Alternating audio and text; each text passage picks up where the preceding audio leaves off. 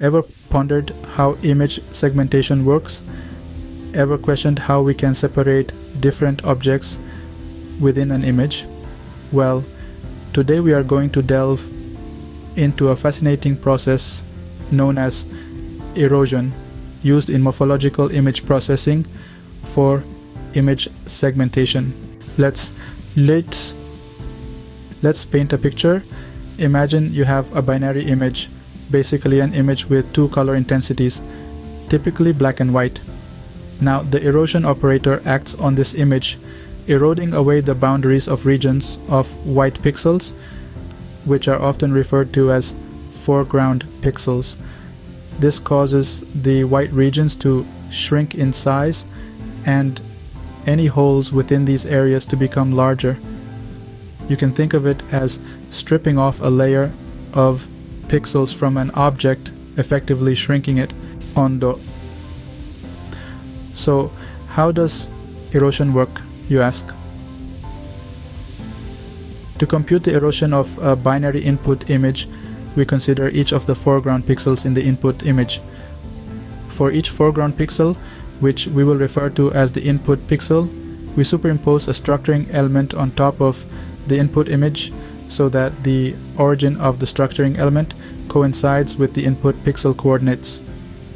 If for every pixel in the structuring element, the corresponding pixel in the image underneath is a foreground pixel, then the input pixel is left as it is. If any of the corresponding pixels in the image are background, however, the input pixel is also set to the background value. Essentially, this operation removes any foreground pixel that is not completely surrounded by other white pixels.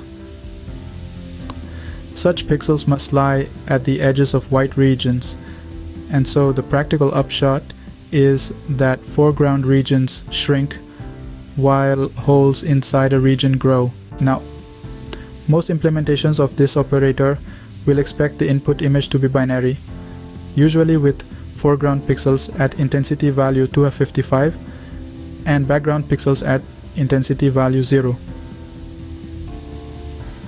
Such an image can often be produced from a grayscale image using thresholding.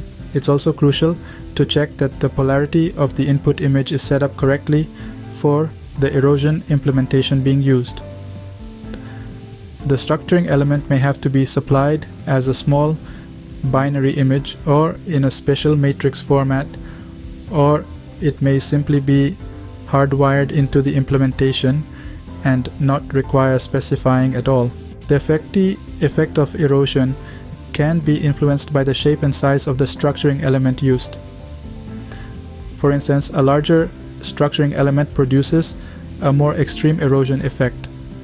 Erosions can be made directional by using less symmetrical structuring elements. To illustrate, a structuring element that is 10 pixels wide and 1 pixel high will erode in a horizontal direction only. Similarly, a 3x3 square structuring element with the origin in the middle of the top row rather than the center will erode the bottom of a region more severely than the top. Erosion has many specialist uses.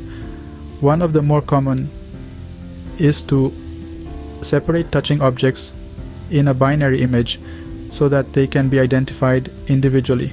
In summary, erosion is a fundamental process in image segmentation, enabling us to distinguish and separate different objects within an image.